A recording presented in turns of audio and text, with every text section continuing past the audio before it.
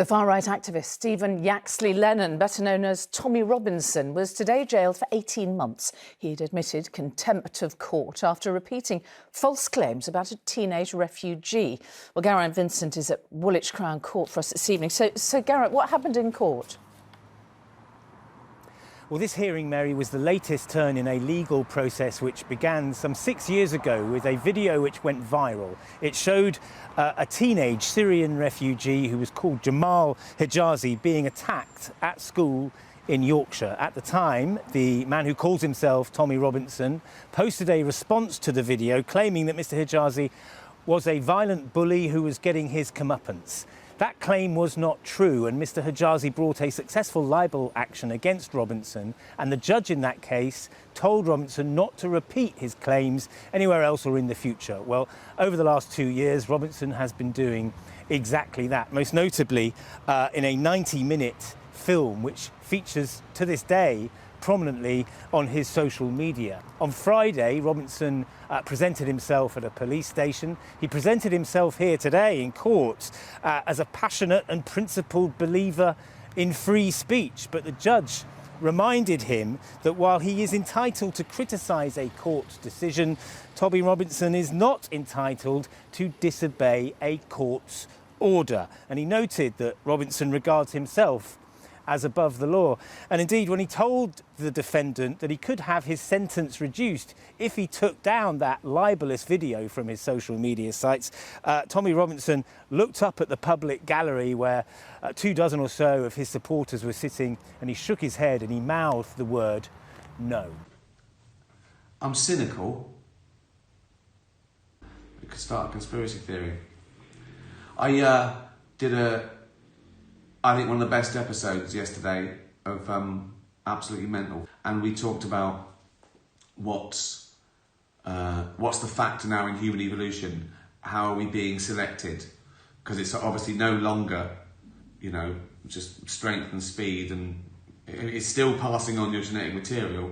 But what factors in choosing mates and stuff, and like even social media.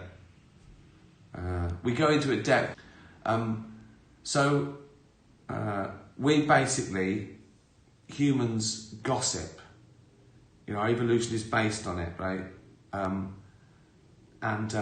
So when we were little tribes, when we first got language, we'd gossip, right? We'd go, he's good at this, he's good at that, right? And that would raise his status, so we'd like him. And it was to control the group, like he's not pulling his weight.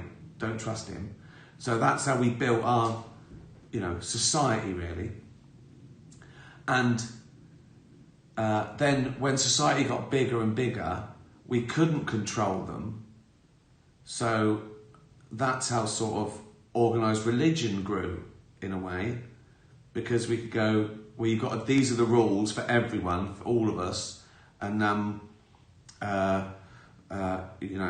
whatever you do, God's watching you or whatever, and it sort of again controlled all the tribes. And there were factors. It was all about status, because we want status. In a group, we always want status. Even little kids, they fight over a toy for status. They might not want the toy, but they fight over it.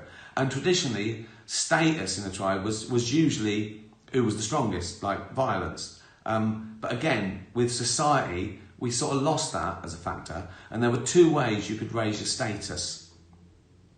One was be competent at something, be good at something, right? He's brilliant at that, right? He's the best at that, he's done well. The other one was virtue, like he's not very good at anything, but he is kind, or he is honest, so that would raise your status, right? So competence and virtue. And even religion gave that to some people, that if you weren't very good at anything, you could still have virtue, right? But with the death of sort of, organised religion, the next big thing for gossip was like journalism. People read papers and trusted them and everything. And with the death of that, now it's sort of social media. But the two factors still remain. In society, you're either good at something, he did this, it's all about reputation to raise your status, because you don't know them, you don't know the people, you can't know billions of people, so it's reputation. So he did this, he's great at that, or they're virtuous. Now, the thing is with social media is, and society, people have realised they can just lie. They don't have to be really virtuous, they can just say they are. And that's what virtue signaling is. So when someone goes online, they're trying to bring someone down. They're going, oh, he did this, I wouldn't do that. Well, we don't know that. So they're pretending they're virtuous, but they're just not. So that's, half the people online, they're just lying. And I think it was fascinating. It was just fascinating how that's a new strain, that you can be a social justice warrior and a total hypocrite.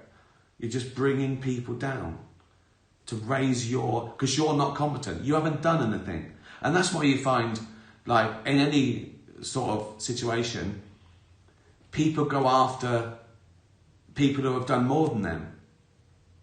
Do you know what I mean? You don't see Jerry Seinfeld slagging off new comedians, but you see new comedians or bitter comedians slagging off Jerry Seinfeld because they haven't achieved, they're not competent like he is, so they're trying to bring him down to raise their status amongst their tribe, their followers. So basically, just be nice. Don't be a cunt. I've always felt like that, and I've never heard anyone put it into words like that. But I've always thought, wonder why people are trying to bring people down. Whereas if they just concentrated on their own career, they'd do better.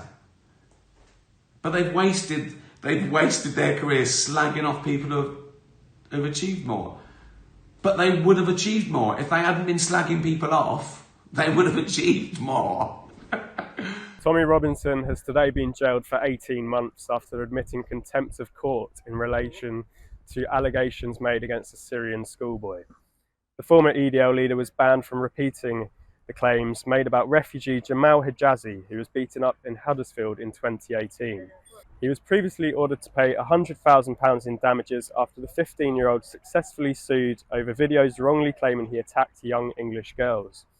But grey-suited Robinson accepted breaching a 2021 High Court injunction 10 times between February 2023 and July of this year. He made further allegations in various podcasts and interviews posted on online platforms like YouTube, X and Rumble. The 41-year-old also repeated the allegations in his 90-minute film Silenced, which was shown to protesters at a demo in Trafalgar Square. Robinson, real name Stephen Yaxley Lennon, was brought to the dock at 10:30 a.m. at Woolwich Crown Court this morning. The hearing was meant to last for 2 days, but early submissions saw him accept that he breached that allegation 10 times. Mr. Justice Jeremy Johnson KC revealed he received an 11th hour email on Sunday night indicating there was a resolution in the civil case. Robinson nodded and replied yes when asked if he admitted all 10 breaches in the 2 contempt of court applications brought against him in July and August. He was jailed for 18 months minus 3 days for the time he spent at Folkestone Police Station over the weekend following his arrest on Friday. Mr. Justice Johnson KC handed down a maximum 2-year sentence for committing contempt of court, but he reduced this due to mitigation and his early guilty plea. He said each individual breach is so serious that a non-custodial sentence could not be justified. The breaches of the junction are so serious that it can only be achieved by immediate custody. There is no realistic prospect of rehabilitation. The judge claimed Robinson regards himself as being above the law and slammed each planned, deliberate and flagrant breach as having a corrosive effect on the administration of justice. Mr. Justice Johnson added, in a democratic society underpinned by the court of law, court injunctions must be obeyed. Nobody is above the law. Nobody can pick and choose which laws and injunctions they obey and which they do not. Aidan Eardley KC for the Solicitor General claimed Robinson showed a clear intention to disobey the order and to keep disobeying it. He said, "This is not a case about Mr. Yaxley's political views or freedom of expression. It's about disobedience and undermining the court of law." Robinson was seen laughing when Mr. Eardley suggested the costs he should pay would amount to £80,000 with £50,000 to be paid on account. He blew a kiss to the public gallery and waved as he was escorted out of the dock and to the cells next to HMP BALR.